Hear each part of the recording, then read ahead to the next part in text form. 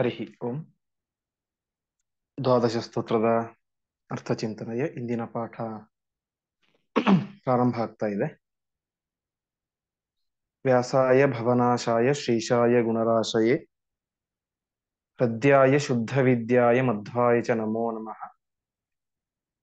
ವಂದೇ ವಂದ್ಯಂ ಸದಾನಂದಂ ವಾಸುದೇವಂ ನಿರಂಜನಂ ಇಂದಿರಾಪತಿಂ ಆದ್ಯಾದಿ ವರದೇಶ ವರಪ್ರದಂ.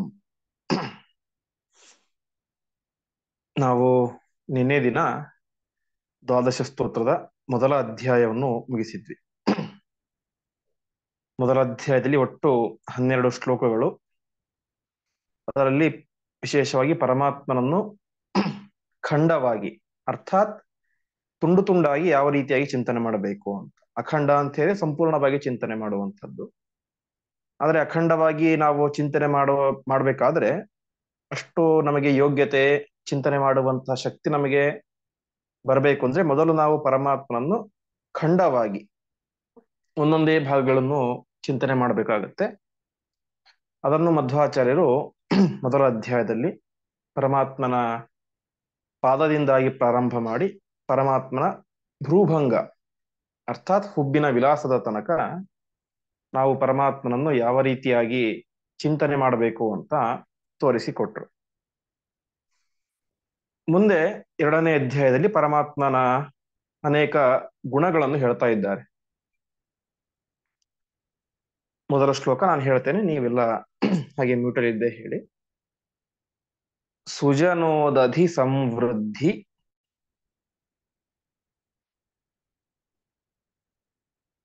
ಪೂರ್ಣಚಂದ್ರೋ ಗುಣಾರ್ಣವಃ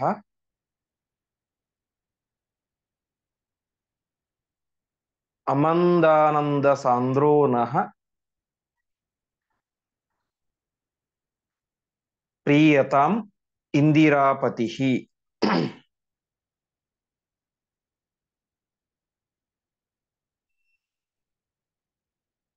ಪರಮಾತ್ಮನನ್ನು ಈ ಒಂದು ಶ್ಲೋಕದಲ್ಲಿ ಪರಮಾತ್ಮ ಪ್ರೀತನಾಗಲಿ ಅಂತ ಪರಮಾತ್ಮನನ್ನು ಪ್ರಾರ್ಥನೆ ಮಾಡ್ತಾ ಇದ್ದಾರೆ. ಆ ಪರಮಾತ್ಮ ಹೇಗಿದ್ದಾನೆ ಅಂತ ಹೇಳಿದ್ರೆ ಸುಜನೋದಧಿ ಸಂವೃದ್ಧಿ ಪೂರ್ಣಚಂದ್ರ ಅಂತ. ಪರಮಾತ್ಮ ಅವನು ಪೂರ್ಣಚಂದ್ರ ಅಂತೆ. ಹೇಗೆ ಹುಣ್ಣಿಮೆ ಚಂದ್ರ ಪರಿಪೂರ್ಣವಾಗಿ ಇಡೀ ಜಗತ್ತಿಗೆ ಆಹ್ಲಾದವನ್ನು, ತಂಪನ್ನು, ಆನಂದವನ್ನು ಕೊಡ್ತಾನೋ ಹಾಗೆ ಪರಮಾತ್ಮನು ಕೂಡ ಪೂರ್ಣಚಂದ್ರನಂತೆ ಇದ್ದಾನೆ. ಪೂರ್ಣಚಂದ್ರ ಏನ್ ಮಾಡ್ತಾನೆ ಅಂದ್ರೆ, ಸಾಮಾನ್ಯವಾಗಿ ಚಂದ್ರ ಹುಣ್ಣಿಮೆ ದಿನ ಪೂರ್ಣಚಂದ್ರನಾಗಿದ್ದಾಗ ಸಮುದ್ರ ಉಕ್ಕೇರಿ ಬರುತ್ತೆ ಅಂತೆ. ಆ ಚಂದ್ರನಿಗೂ ಸಮುದ್ರಕ್ಕೂ ಏನೋ ಸಂಬಂಧ. ಚಂದ್ರ ಹುಟ್ಟಿದ್ದೇ ಸಮುದ್ರದಿಂದ, ಕ್ಷೀರೋದಾರ್ಣವ ಸಂಭೂತ ಅಂತ. ಕ್ಷೀರ ಸಮುದ್ರದಿಂದಾಗಿ ಚಂದ್ರ ಹುಟ್ಟಿದ್ದು. ಚಂದ್ರ ಹುಣ್ಣಿಮೆ ದಿನ ಪೂರ್ಣನಾಗಿ ಹುಟ್ಟಿದಾಗ ಸಮುದ್ರ ಉಕ್ಕೇರಿ ಬರುತ್ತೆ. ಹಾಗೆ ಪರಮಾತ್ಮನೆಂಬಂತಹ ಪೂರ್ಣಚಂದ್ರನಿಂದಾಗಿ ಆ ಪೂರ್ಣಚಂದ್ರನಿಂದ ಸಮುದ್ರ ಅಭಿವೃದ್ಧಿ ಆಗುತ್ತೆ, ಉಕ್ಕೇರುತ್ತೆ. ಈ ಪರಮಾತ್ಮನೆಂಬಂತಹ ಪೂರ್ಣಚಂದ್ರನಿಂದಾಗಿ ಯಾವ ಸಮುದ್ರ ಉಕ್ಕೇರುತ್ತೆ ಅಂತ ಹೇಳಿದ್ರೆ ಸುಜನೋದಧಿ ಸಂವೃದ್ಧಿ ಅಂತ. ಈ ಪೂರ್ಣಚಂದ್ರನ ದರ್ಶನದಿಂದಾಗಿ ಸಜ್ಜನರೆಂಬಂತಹ ಸಮುದ್ರ ಅದು ಅಭಿವೃದ್ಧಿಯಾಗುತ್ತೆ ಅಂತ. ಅರ್ಥಾತ್ ಪರಮಾತ್ಮನ ದರ್ಶನದಿಂದಾಗಿ, ಪರಮಾತ್ಮನ ಅನುಗ್ರಹದಿಂದಾಗಿ ಸಜ್ಜನರೆಂಬಂತಹ ಸಮುದ್ರ ಅದೇನಾಗುತ್ತೆ, ಅದರಲ್ಲಿ ಅಭಿವೃದ್ಧಿ ಆಗುತ್ತೆ ಅಂತ. ಏನು ಅಭಿವೃದ್ಧಿ ಆಗುತ್ತೆ ಅಂತ ಹೇಳಿದ್ರೆ, ಸಮುದ್ರದಲ್ಲಿ ಬೇಕಾದ್ರೆ ಅಲೆಗಳು ಅಭಿವೃದ್ಧಿ ಆಗ್ತವೆ. ನಮ್ಮಲ್ಲಿ ಜ್ಞಾನ, ಭಕ್ತಿ, ವೈರಾಗ್ಯ ಎಂಬಂತಹ ಅಲೆಗಳು ಪೂರ್ಣಚಂದ್ರನ ದರ್ಶನದಿಂದ, ಪರಮಾತ್ಮನೆಂಬಂತಹ ಪೂರ್ಣಚಂದ್ರನ ದರ್ಶನದಿಂದಾಗಿ ಇದೆಲ್ಲವೂ ಕೂಡ ಅಭಿವೃದ್ಧಿ ಆಗ್ತವೆ. ಹಾಗಾಗಿ ಪರಮಾತ್ಮ ಏನಾಗಿದ್ದಾನೆ, ಅವನು ಹುಣ್ಣಿಮೆಯ ಚಂದ್ರನಂತೆ ಪರಿಪೂರ್ಣನಾಗಿದ್ದಾನೆ ಅಂತ ಹೇಳ್ತಾ ಇದ್ದಾರೆ. ಹೀಗೆ ಸಜ್ಜನರೆಂಬಂತಹ ಸಮುದ್ರ ಅಭಿವೃದ್ಧಿಯಾಗಲಿಕ್ಕೆ, ಅವರಲ್ಲಿ ಜ್ಞಾನ, ಭಕ್ತಿ, ವೈರಾಗ್ಯ ಬರಲಿಕ್ಕೆ ಕಾರಣ ಅದು ಪರಮಾತ್ಮನೆಂಬಂತಹ ಪೂರ್ಣಚಂದ್ರ ಅಂತ ಹೇಳಿದರು. ಹೀಗೆ ಸಜ್ಜನರನ್ನು ಸಮುದ್ರ ಅಂತ ಹೇಳಿದರು ಇಲ್ಲಿಯ ತನಕ. ಮುಂದಿನ ಪದದಲ್ಲಿ ಹೇಳ್ತಾ ಇದ್ದಾರೆ ಪರಮಾತ್ಮನು ಒಂದು ಸಮುದ್ರ ಇದ್ದಂತೆ ಅಂತ. ಯಾವ ಸಮುದ್ರ ಅಂತ ಹೇಳಿದ್ರೆ ಗುಣಾರ್ಣವಃ ಅಂತ. ಗುಣಾರ್ಣವಃ ಶಬ್ದಕ್ಕೆ ಅರ್ಥ ಅರ್ಣವಃ ಅಂತ ಹೇಳಿದ್ರೆ ಸಮುದ್ರ, ಪರಮಾತ್ಮ ಹೇಗಿದ್ದಾನೆ ಅಂತ ಹೇಳಿದ್ರೆ ಗುಣಾರ್ಣವಃ ಅಂತ, ಗುಣಗಳ ಸಮುದ್ರ ಅಂತ. ಅಂದರೆ ಪರಮಾತ್ಮ ಅವನು ಸಮಸ್ತ ಗುಣಪೂರ್ಣನಾಗಿದ್ದಾನೆ, ಅನಂತ ಗುಣ ಪರಿಪೂರ್ಣನಾಗಿದ್ದಾನೆ. ಹಾಗಾಗಿ ಅವನು ಗುಣ ಸಮುದ್ರ ಅಂತ. ಯಾಕೆಂದ್ರೆ ಸಮುದ್ರದಲ್ಲಿ ಇರುವಂತಹ ನೀರನ್ನು ಲೆಕ್ಕ ಮಾಡಲಿಕ್ಕೆ ಅಥವಾ ಸಮುದ್ರದ ಆಳವನ್ನು ಮುಟ್ಲಿಕ್ಕೆ ಸಾಧ್ಯ ಆಗೋದಿಲ್ಲ. ಹಾಗೆ ಪರಮಾತ್ಮನ ಗುಣಗಳನ್ನು ಎಣಿಸಲಿಕ್ಕೆ, ಅವುಗಳ ತೀರವನ್ನು ಮುಟ್ಲಿಕ್ಕೆ ಸಾಧ್ಯ ಆಗೋದಿಲ್ಲ. ಹಾಗಾಗಿ ಪರಮಾತ್ಮ ಅವನು ಗುಣಾರ್ಣವಃ, ಗುಣಗಳಿಂದಾಗಿ ಸಮುದ್ರದಂತೆ ಇದ್ದಾನೆ, ಗುಣ ಪರಿಪೂರ್ಣನಾಗಿದ್ದಾನೆ, ಅನಂತ ಗುಣ ಪೂರ್ಣನಾಗಿದ್ದಾನೆ ಅಂತ ಆಚಾರ್ಯರು ಇಲ್ಲಿ ಹೇಳ್ತಾ ಇದ್ದಾರೆ. ಮತ್ತೆ ಆ ಪರಮಾತ್ಮ ಹೇಗಿದ್ದಾನೆ ಅಂದ್ರೆ ಅಮಂದ ಆನಂದ ಸಾಂದ್ರಹ ಅಂತ. ಅಮಂದಾನಂದ ಸಾಂದ್ರ ಅಂತ ಹೇಳಿದ್ರೆ, ಮಂದ ಅಂತ ಹೇಳಿದ್ರೆ ನಾವು ಕನ್ನಡದಲ್ಲಿ ಅದನ್ನು ಯೂಸ್ ಮಾಡ್ತೇವೆ, ಕಡಿಮೆ, ಬುದ್ಧಿ ಸರಿ ಇಲ್ಲ ಅಂತೀರ, ಬುದ್ಧಿ ಮಂದ ಇದೆ ಅಂತ ಹೇಳ್ತೇವೆ. ಪರಮಾತ್ಮನ ಆನಂದ ಹೇಗಿದೆ ಅಂತ ಹೇಳಿದ್ರೆ ಅದು ಅಮಂದ, ಮಂದ ಅಲ್ಲ, ಕಡಿಮೆ ಅಲ್ಲ, ಹೊರತು ಪರಿಪೂರ್ಣವಾದಂತಹದ್ದು. ಅಮಂದವಾದದ್ದು ಅಂದ್ರೆ ಪರಿಪೂರ್ಣವಾದದ್ದು ಪರಮಾತ್ಮನ ಆನಂದ. ಅಂತಹ ಅಮಂದ ಆನಂದ ಸಾಂದ್ರಹ ಅಂತ. ಅಮಂದವಾದಂತಹ ಪರಿಪೂರ್ಣವಾದಂತಹ ಆನಂದ ಎಂಬುದು ಪರಮಾತ್ಮನಲ್ಲಿ ಸಾಂದ್ರವಾಗಿದೆ ಅಂತ. ಸಾಂದ್ರವಾಗಿದೆ ಅಂತ ಹೇಳಿದ್ರೆ ಪರಮಾತ್ಮನಲ್ಲಿ ವ್ಯಾಪಕವಾಗಿ ಆನಂದ ತುಂಬಿಕೊಂಡಿದೆ. ಅರ್ಥಾತ್ ಪರಮಾತ್ಮ ಬೇರೆಯಲ್ಲ, ಅವನಿಗಿರುವಂತಹ ಆನಂದ ಬೇರೆಯಲ್ಲ ಅಂತ. ಅಂದ್ರೆ ಜ್ಞಾನಾನಂದಗಳೇ ಪರಮಾತ್ಮನ ಸ್ವರೂಪ ಅಂತ ನಾವೇನ್ ಕೇಳ್ತೀವಲ್ಲ, ಹಾಗೆ ಪರಮಾತ್ಮ ಅಮಂದ ಆನಂದ ಸಾಂದ್ರಹ, ಪರಿಪೂರ್ಣವಾದಂತಹ ಆನಂದ ಸ್ವರೂಪಿಯಾಗಿದ್ದಾನೆ ಅಂತ ಹೇಳ್ತಾ ಇದ್ದಾರೆ.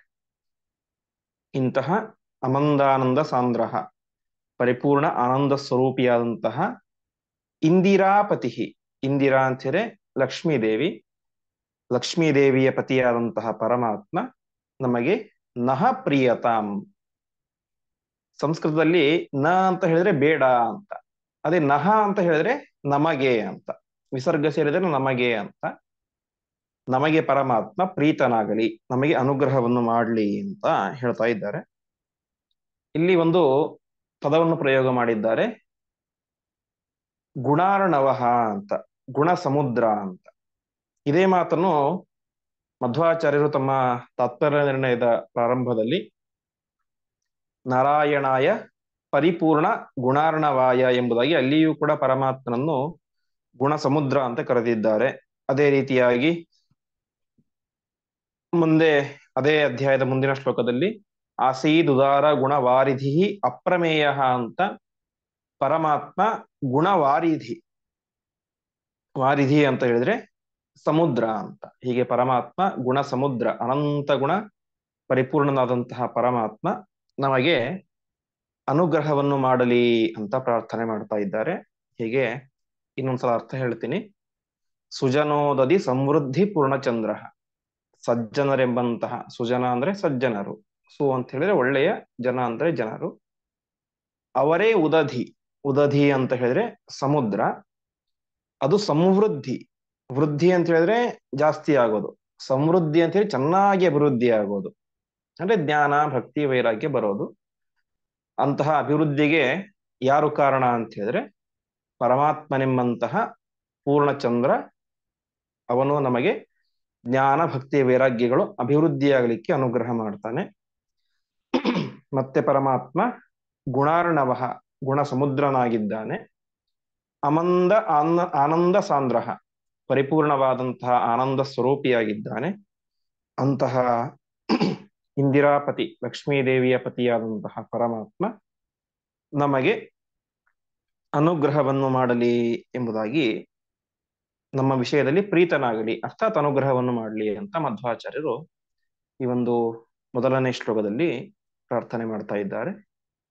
ಮುಂದಿನ ಶ್ಲೋಕ ಹೇಳ್ತೇನೆ. ರಮಾ ಚಕೋರಿ ವಿಧವೆ ದುಷ್ಟ ದರ್ಪೋದ ವಹ್ನಯೇ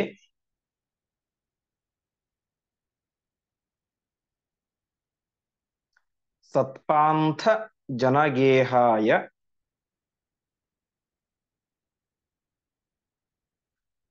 ನಮೋ ನಾರಾಯಣಾಯತೆ.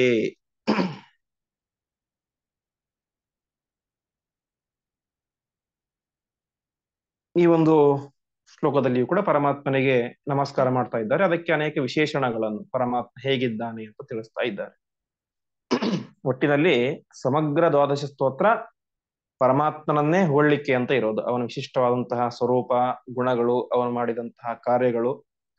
ಮುಂದೆ ಪರಮಾತ್ಮನ 10 ಅವತಾರಗಳನ್ನು ಒಂದು ಅಧ್ಯಾಯದಲ್ಲಿ ವರ್ಣನೆ ಮಾಡ್ತಾರೆ. ಹೀಗೆ ಪರಮಾತ್ಮನನ್ನು ಸಮಗ್ರವಾಗಿ ವರ್ಣಿಸುವಂತಹ ಒಂದು ದಿವ್ಯ ಸ್ತೋತ್ರ ಅದು ದ್ವಾದಶ ಸ್ತೋತ್ರ. ಈ ಒಂದು ಶ್ಲೋಕದಲ್ಲಿ ಪರಮಾತ್ಮನನ್ನು ಚಂದ್ರನಿಗೆ ಹೋಲಿಸ್ತಾ ಇದ್ದಾರೆ. ಚಂದ್ರ ಮತ್ತೆ ಅಗ್ನಿ ಮತ್ತು ದಾರಿಗೆ ಹೋಲಿಸ್ತಾ ಇದ್ದಾರೆ. ಪರಮಾತ್ಮ ಚಂದ್ರನಂತೆ ಇದ್ದಾನೆ ಅಂತ ಹಿಂದಿನ ಶ್ಲೋಕದಲ್ಲಿಯೂ ಚಂದ್ರನಿಗೆ ಹೋಲಿಸಿದ್ರು. ಈ ಒಂದು ಶ್ಲೋಕದಲ್ಲಿಯೂ ಕೂಡ ಪರಮಾತ್ಮನನ್ನು ಚಂದ್ರನಿಗೆ ಹೋಲಿಸ್ತಾ ಇದ್ದಾರೆ. ಪರಮಾತ್ಮ ಹಿಂದೆ ಆಗಬೇಕಾದ್ರೆ ಸಜ್ಜನರಿಗಿರುವಂತಹ ಜ್ಞಾನ, ಭಕ್ತಿ, ವೈರಾಗ್ಯ ಅಭಿವೃದ್ಧಿ ಆಗಲಿಕ್ಕೆ ಚಂದ್ರ ಅಂತ ಹೇಳಿದ್ರು. ಈ ಶ್ಲೋಕದಲ್ಲಿ ರಮಾ ಚಕೋರಿ ವಿಧವೇ ಅಂತ, ಅಂದ್ರೆ ಚಕೋರ ಪಕ್ಷಿ ಅಂತ ಒಂದು ಪಕ್ಷಿ. ಆ ಪಕ್ಷಿಗೆ ಚಂದ್ರನನ್ನು ಕಂಡ್ರೆ ತುಂಬಾ ಇಷ್ಟ ಅಂತ. ಚಂದ್ರೋದಯ ಆದ ತಕ್ಷಣ ಅದು ಎಲ್ಲಾ ಕಡೆ ಹಾರಾಡ್ಲಿಕ್ಕೆ ಶುರು ಮಾಡುತ್ತೆ. ಹಾಗಾಗಿ ಚಕೋರ ಪಕ್ಷಿಗೆ ಚಂದ್ರ ಅಂದ್ರೆ ತುಂಬಾ ಇಷ್ಟ. ಇಲ್ಲಿ ಚಕೋರ ಪಕ್ಷಿ ಯಾರು ಅಂತ ಹೇಳಿದ್ರೆ ಲಕ್ಷ್ಮೀದೇವಿಯೇನೆ, ರಮಾನೇ ಲಕ್ಷ್ಮೀದೇವಿ ಅಂತ. ಅಂತಹ ಲಕ್ಷ್ಮೀದೇವಿ ಎಂಬಂತಹ ಚಕೋರ ಪಕ್ಷಿಗೆ ನೀನು ಚಂದ್ರನಂತೆ ಇದ್ದೀಯಾ ಅಂತ. ಅಂದರೆ ಚಂದ್ರನನ್ನು ಕಂಡರೆ ಹೇಗೆ ಚಕೋರ ಪಕ್ಷಿಗೆ ಸಂತೋಷ ಆಗುತ್ತೋ ಹಾಗೆ ರಮಾದೇವಿಗೆ, ಲಕ್ಷ್ಮೀದೇವಿಗೆ ನಿನ್ನನ್ನು ಕಂಡರೆ ಅಷ್ಟು ಸಂತೋಷ, ಅವಳಿಗೆ ಆನಂದವನ್ನು ಕೊಡುವಂತವನು ನೀನು ಅಂತ ಹೇಳ್ತಾ ಇದ್ದಾರೆ. ವಿಧು ಅಂತ ಹೇಳಿದ್ರೆ ಚಂದ್ರ, ವಿಧವೇ ಅಂತ ಹೇಳಿದ್ರೆ ಚಂದ್ರನಿಗೆ ಅಂತ. ಅದೇ ರೀತಿಯಾಗಿ ಪರಮಾತ್ಮ ವಹ್ನಿ ಅಂದ್ರೆ ಅಗ್ನಿಯು, ಬೆಂಕಿಯು ಅವನೇ ಆಗಿದ್ದಾನೆ ಅಂತ. ಯಾರಿಗೆ ಬೆಂಕಿ ಅಂತ ಹೇಳಿದ್ರೆ ದುಷ್ಟದರ್ಪೋದ ವನ್ಹಯೇ ಅಂತ. ದುಷ್ಟ ದರ್ಪ ಅಂತ ಹೇಳಿದ್ರೆ, ದುಷ್ಟ ಅಂತ ಹೇಳಿದ್ರೆ ದುರ್ಜನರು. ದುರ್ಜನರ ದರ್ಪ, ದರ್ಪ ಅಂತ ಹೇಳಿದ್ರೆ ಅದು ಅಹಂಕಾರ. ನಾನೇ ದೊಡ್ಡವನು, ನಾನೇ ಶ್ರೇಷ್ಠ, ನನಗಿಂತ ಯಾರು ಶ್ರೇಷ್ಠ ಇಲ್ಲ ಅಂತ ಅಹಂಕಾರ. ಅಹಂಕಾರ ಎಂಬುದು ಮನುಷ್ಯನನ್ನು ಅಧಪತನಕ್ಕೆ ಕರೆದುಕೊಂಡು ಹೋಗುವಂತಹ ದೊಡ್ಡ ಶತ್ರು ಅದು. ಹಾಗಾಗಿ ಪರಮಾತ್ಮ ಏನಾಗಿದ್ದಾನೆ, ಆ ದುರ್ಜನರ ಅಹಂಕಾರ ಇದೆ ಅಲ್ಲ, ಅದು ಹೇಗಿದೆ ಅಂದ್ರೆ ನೀರಿನ ತರ ಇದೆ ಅಂತೆ. ದುಷ್ಟ ದರ್ಪ ಉದ, ಉದ ಅಂತ ಹೇಳಿದ್ರೆ ನೀರು. ದುರ್ಜನರ ಅಹಂಕಾರ ಅದು ನೀರಿನಂತೆ. ಅದಕ್ಕೆ ಪರಮಾತ್ಮ ಹೇಗಿದ್ದಾನೆ ಅಂತ ಹೇಳಿದ್ರೆ ವನ್ಹಯೇ ಅಂತ, ಉದವನ್ಹಯೇ, ಒಡವಾಗ್ನಿಯಂತೆ ಪರಮಾತ್ಮ ಇದ್ದಾನೆ ಅಂತೆ. ಒಡವಾಗ್ನಿ ಅಂತ ಹೇಳಿದ್ರೆ ಕಾಡ್ಗಿಚ್ಚು. ಸಾಮಾನ್ಯವಾಗಿ ನಾವು ಒಂದು ಪಾತ್ರೆಯಲ್ಲಿ ನೀರನ್ನು ಬೆಂಕಿ ಮೇಲೆ ಇಟ್ಟರೆ 10 ನಿಮಿಷ ಬಿಸಿ ಆಗುತ್ತೆ. ಇನ್ನು ಸ್ವಲ್ಪ ಹೊತ್ತು ಹಾಗೆ ಬಿಟ್ಬಿಟ್ರೆ ಅದು ಆವಿಯಾಗಿ ನಾಶವಾಗಿ ಹೋಗ್ಬಿಡುತ್ತೆ ನೀರೆಲ್ಲ. ಹಾಗೆ ಪರಮಾತ್ಮ ಅವನು ಕೂಡ ದುರ್ಜನರ ಅಹಂಕಾರವೆಂಬಂತಹ ನೀರನ್ನು ಕರಗಿಸುವವನು ಅಂತ. ಅರ್ಥಾತ್ ದುರ್ಜನರನ್ನು ನಾಶ ಮಾಡುವವನು, ದುರ್ಜನರ ಅಹಂಕಾರವನ್ನು ನಾಶ ಮಾಡುವವನು ಪರಮಾತ್ಮ. ಹೀಗೆ ಲಕ್ಷ್ಮೀದೇವಿ ಎಂಬಂತಹ ಚಕೋರ ಪಕ್ಷಿಗೆ ಚಂದ್ರನಂತೆ ಇದ್ದಾನೆ, ಸಂತೋಷವನ್ನು ಕೊಡುತ್ತಾನೆ. ದುರ್ಜನರಿಗೆ ಬೆಂಕಿಯಂತೆ ಇದ್ದಾನೆ. ಮತ್ತೆ ಸತ್ಪಾಂಥ ಜನಗೇಹಾಯ, ಸತ್ಪಾಂಥ ಜನ ಅಂತ ಹೇಳಿದ್ರೆ ಒಳ್ಳೆ, ಸತ್ ಅಂತ ಹೇಳಿದ್ರೆ ಸಜ್ಜನರು, ಸಾತ್ವಿಕ ಗುಣವುಳ್ಳಂತಹ ಸಜ್ಜನರು. ಅವರೆಲ್ಲರೂ ಕೂಡ ಹೇಗಿದ್ದಾರೆ ಅಂತ ಹೇಳಿದ್ರೆ ಪಾಂಥ ಜನ ಅಂತೆ. ಪಾಂಥ ಅಂತ ಹೇಳಿದ್ರೆ, ಪಂಥ ಅಂತ ಹೇಳಿದ್ರೆ ದಾರಿ. ಆ ಚಂದ್ರ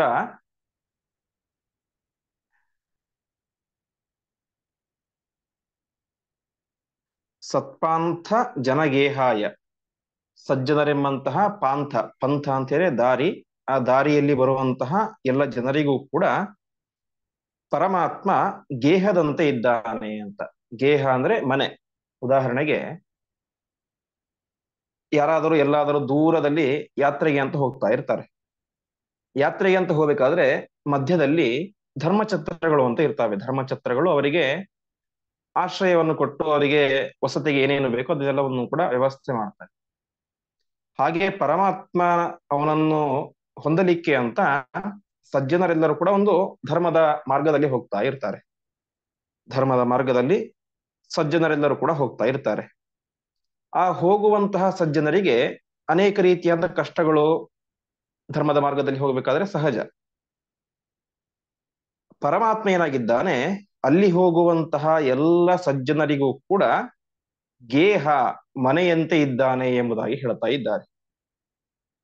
ಅಂದರೆ ಯಾರ್ಯಾರು ಧರ್ಮದ ಮಾರ್ಗದಲ್ಲಿ ಹೋಗ್ತಾ ಇದ್ದಾರೋ ಅವರೆಲ್ಲರಿಗೂ ಆಶ್ರಯ ಅಂತ ಹೇಳಿದ್ರೆ ಅದು ಪರಮಾತ್ಮ. ಗೇಹ ಅಂತ ಹೇಳಿದ್ರೆ ಮನೆ.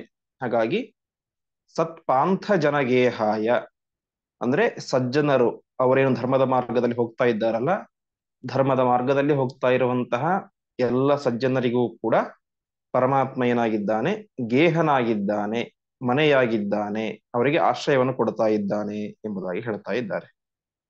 ಇಂತಹ ಸತ್ಪಾಂಥ ಜನಗೇಹಾಯ ನಮೋ ನಾರಾಯಣಾಯತೆ ಅಂತಹ ಪರಮಾತ್ಮನೇ ನಿನಗೆ ನಮಸ್ಕಾರ ಅಂತ ನಮಸ್ಕಾರ ಮಾಡ್ತಾ ಇದ್ದಾರೆ.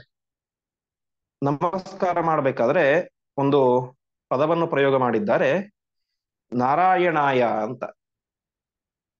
ನಾರಾಯಣಾಯ ಎನ್ನುವಂತಹ ಶಬ್ದಕ್ಕೆ ಅರ್ಥ ಅರ ಅಂತ ಹೇಳಿದ್ರೆ ದೋಷಗಳು. ಅರ ಅಂತ ಹೇಳಿದ್ರೆ ದೋಷಗಳು. ಯಾರಲ್ಲಿ ಯಾವುದು ದೋಷ ಅಲ್ಲವೋ ಅದು ನಾರ ಅಂತ, ಅರ್ಥಾತ್ ಗುಣಗಳು ಅಂತ.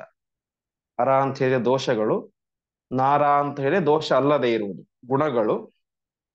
ಆ ನಾರಗಳಿಗೆ ಪರಮಾತ್ಮ ಅಯನ ಆಶ್ರಯನಾಗಿದ್ದಾನೆ ಅಂತ. ಅರ್ಥಾತ್ ಪರಮಾತ್ಮನಲ್ಲಿ ಅನೇಕ ಗುಣಗಳಿವೆ, ಗುಣ ಪರಿಪೂರ್ಣನಾಗಿದ್ದಾನೆ ಪರಮಾತ್ಮ. ಹಾಗಾಗಿ ಪರಮಾತ್ಮನಿಗೆ ನಾರಾಯಣ ಎಂಬುದಾಗಿ ಹೆಸರು.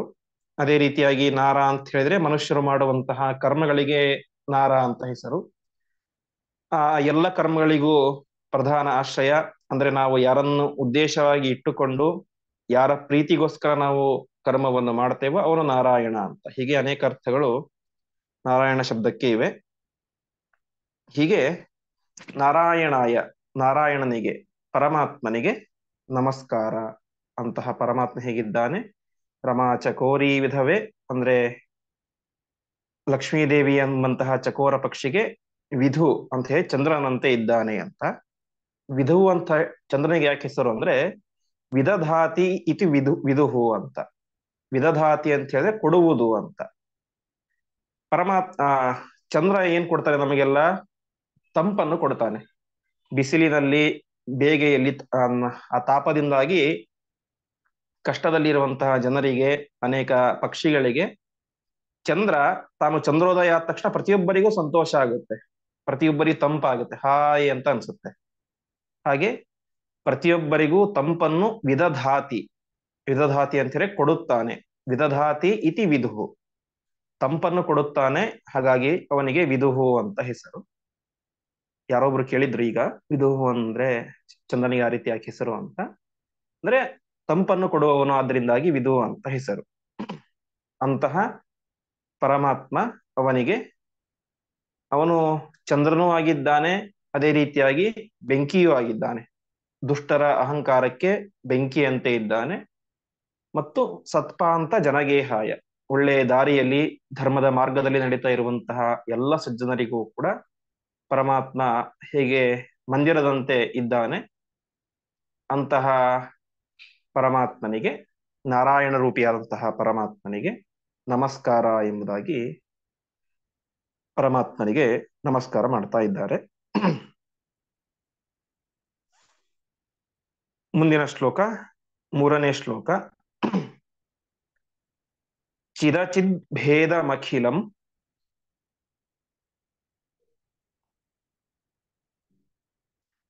ವಿಧಾಯಾಧಾಯ ಭುಂಜತೆ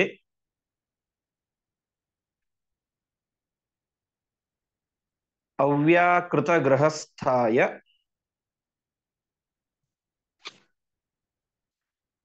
ರಮಾ ಪ್ರಣಯಿನೇ ನಮಃ.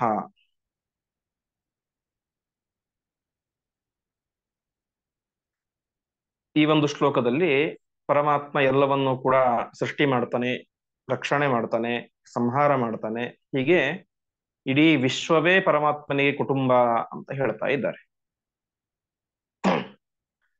ಪರಮಾತ್ಮ ಈ ಒಂದು ಜಗತ್ತನ್ನು ಚಿದಚಿದ್ ಭೇದಮಖಿಲಂ ಅಂತ, ಚಿದಚಿತ್ ಭೇದ ಅಂತ ಹೇಳಿದ್ರೆ, ಚಿತ್ ಅಂತ ಹೇಳಿದ್ರೆ ನಾವೆಲ್ಲರೂ ಚೇತನರು, ಎಲ್ಲ ಜೀವಿಗಳು.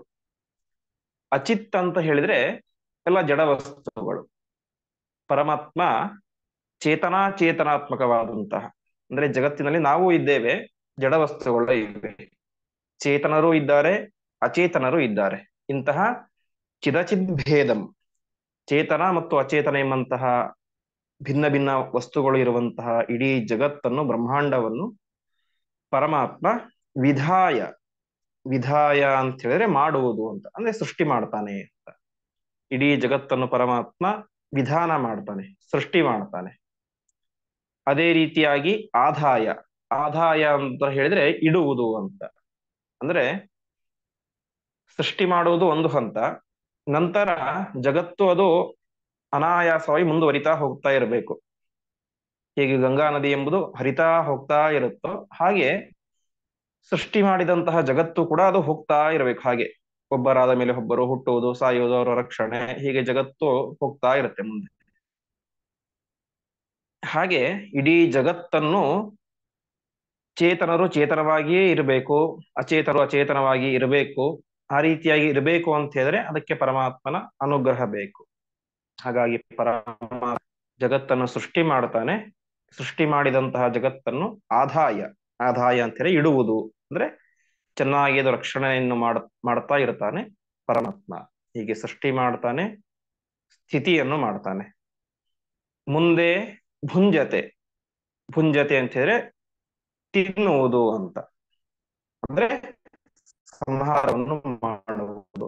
ಈ ಜಗತ್ತನ್ನು ಕೊನೆಗೆ ಪರಮಾತ್ಮ ಸಂಹಾರ ಮಾಡಿ ತನ್ನ ಹೊಟ್ಟೆಯ ಒಳಗಡೆ ಇಟ್ಕೊಳ್ತಾನೆ. ಅದನ್ನೇ ನಾವು ಮೊದಲು ಕೇಳಿದಂತೆ ಮೊದಲನೇ ಅಧ್ಯಾಯದಲ್ಲಿ, ಪರಮಾತ್ಮನ ಹೊಟ್ಟೆ ತನುತ್ವೇ ಪೆಕಿಲಂಭರಂ, ಇಡೀ ಜಗತ್ತನ್ನೇ ತನ್ನ ಹೊಟ್ಟೆಯ ಒಳಗಡೆ ಇಟ್ಟುಕೊಂಡಿದ್ರು ಕೂಡ ಅದು ಏನಾಗಿದೆ, ತೆಳ್ಳಗೆ ಇದೆ ಅಂತ. ಹೀಗೆ ಪರಮಾತ್ಮ ಇಡೀ ಜಗತ್ತನ್ನು ಸಂಹಾರ ಮಾಡಿ ತನ್ನ ಹೊಟ್ಟೆಯಲ್ಲಿ ಇಟ್ಟುಕೊಳ್ಳುತ್ತಾನೆ. ಅಂತಹ ಪರಮಾತ್ಮ ಅವನು ಅವ್ಯಾಕೃತ ಗೃಹಸ್ಥಾಯ ಅಂತ. ಅವ್ಯಾಕೃತ ಗೃಹಸ್ಥಾಯ ಶಬ್ದಕ್ಕೆ ಅರ್ಥ ಇಡೀ ಜಗತ್ತೇ ಪರಮಾತ್ಮನ ಒಂದು ಸಂಸಾರ ಅಂತ. ಪರಮಾತ್ಮ ಅವನು ದೊಡ್ಡ ಗೃಹಸ್ಥ. ಸಾಮಾನ್ಯವಾಗಿ ಗೃಹಸ್ಥ ಅಂತ ಹೇಳಿದ್ರೆ ಹೆಂಡತಿ, ಮಕ್ಕಳು, ತಂದೆ ತಾಯಿ, ಅವರ ಸೀಮಿತವಾದಂತಹ ಒಂದು ಸಂಸಾರ ಅಂತ ಇರುತ್ತೆ. ಆದರೆ ಪರಮಾತ್ಮನ ಒಂದು ಸಂಸಾರ ಹೇಗಿದೆ ಅಂತ ಹೇಳಿದ್ರೆ ಇಡೀ ಎಂಬುದಾಗಿ ಹೇಳುವಂತೆ ಇಡೀ ಜಗತ್ತೇ ಪರಮಾತ್ಮನ ಸಂಸಾರ. ಅಂತಹ ಅವ್ಯಾಕೃತ ಗೃಹಸ್ಥಾಯ. ಇನ್ನೊಂದು ರೀತಿಯಾದದ್ದು, ಪರಮಾತ್ಮನಿಗೆ ಏನಿಲ್ಲ, ವಿಕಾರ ಎಂಬುದು ಇಲ್ಲ ಅಂತೆ. ಅಂದ್ರೆ ಪರಮಾತ್ಮ ತಾನು ಸೃಷ್ಟಿ ಮಾಡಬೇಕಾದರೆ ಅವನಿಗೆ ಯಾವ ರೀತಿಯಾದಂತಹ ಬಲ, ಶಕ್ತಿ, ಆನಂದ, ಜ್ಞಾನ, ಸ್ವಾತಂತ್ರ್ಯ ಯಾವ ರೀತಿಯಾಗಿದೆನೋ, ಸಂಹಾರ ಮಾಡುವಂತಹ ಸಂದರ್ಭದಲ್ಲಿ ಕೂಡ ಅಷ್ಟೇ ಜ್ಞಾನ, ಅಷ್ಟೇ ಶಕ್ತಿ, ಬಲ, ಜ್ಞಾನ, ಐಶ್ವರ್ಯ, ಸ್ವಾತಂತ್ರ್ಯ ಎಲ್ಲವೂ ಕೂಡ ಅದೇ ರೀತಿಯಾಗಿದೆ. ಹೀಗಾಗಿ ಪರಮಾತ್ಮ ಅವ್ಯಾಕೃತ, ಅವನಿಗೆ ಯಾವುದೇ ರೀತಿಯಾದಂತಹ ವಿಕಾರಗಳು ಇಲ್ಲ ಅಂತ. ಅಂದ್ರೆ ವಿಕಾರ ಇರುವುದಿಲ್ಲ ನಮಗೆ. ನಮಗೆ ಹುಟ್ಟು, ಸಾವು, ಮಧ್ಯದಲ್ಲಿ ಸಣ್ಣವರಿದ್ದಾಗ ಒಳ್ಳೆ ಕೋಮಲವಾದಂತ ತ್ವಚೆ ಇರುತ್ತೆ. ನಂತರ ವಯಸ್ಸಾಗ್ತಾ ಗಟ್ಟಿ ಆಗ್ತಾ ಹೋಗುತ್ತೆ. ಕೊನೆಗೆ ಜರ ಅಂದ್ರೆ ಮುಪ್ಪು ಬರುತ್ತೆ. ಕೊನೆಗೆ ಅನೇಕ ರೋಗಗಳು ಬರ್ತವೆ. ಹೀಗೆ ಅನೇಕ ರೀತಿಯಾದಂತಹ ವಿಕಾರಗಳು ಆಗ್ತಾ ಹೋಗ್ತವೆ. ಆದರೆ ಪರಮಾತ್ಮನಿಗೆ ಈ ಹುಟ್ಟು, ಸಾವು ಎಂಬಂತಹ ಯಾವುದೇ ರೀತಿಯಾದಂತಹ ವಿಕಾರ ಎಂಬುದು ಇಲ್ಲ. ಹಾಗಾಗಿ ಪರಮಾತ್ಮ ಅವ್ಯಾಕೃತ ಅಂತ ಕರೆಸ್ಕೊಳ್ತಾನೆ, ಯಾವುದೇ ರೀತಿಯಾದಂತಹ ವಿಕಾರ ಇಲ್ಲದೆ ಇರುವವನು. ಇನ್ನೊಂದು ಗೃಹಸ್ಥಾಯ, ಅವನು ವಿಶ್ವ ಕುಟುಂಬಿ ಅಂತ. ಇಡೀ ಜಗತ್ತೇ ಅವನ ಕುಟುಂಬ ಎಂಬುದಾಗಿ ಹೇಳ್ತಾ ಇದ್ದಾರೆ. ನಾವು ಮಂಗಲಾಷ್ಟಕದಲ್ಲಿ ನೋಡುವಂತೆ, ಲಕ್ಷ್ಮೀರ್ಯಸ್ಯ ಪರಿಗ್ರಹ ಕಮಲಭೂ ಸುನುರ್ಗರುತ್ಮಾನ್ ರತಃ ಪೌತ್ರಶ್ಚಂದ್ರ ವಿಭೂಷಣ ಸುರಗುರು ಶೇಷಶ್ಚ ಶಯ್ಯಾ ಪುನಃ ಬ್ರಹ್ಮಾಂಡಂ ವರಮಂದಿರಂ ಸುರಗಣ ಯಸ್ಯ ಪ್ರಭೋ ಸೇವಕಾಃ ಸತ್ರೈ ಲೋಕ್ಯ ಕುಟುಂಬ ಪಾಲನ ಪರಃ ಕುರಿಯಾಧರಿರ್ಮಂಗಲಂ ಎಂಬುದಾಗಿ ಅಲ್ಲಿ ಇಡೀ ಜಗತ್ತೇ ಪರಮಾತ್ಮನ ಕುಟುಂಬ ಅಂತ ಹೇಳ್ತಾರೆ.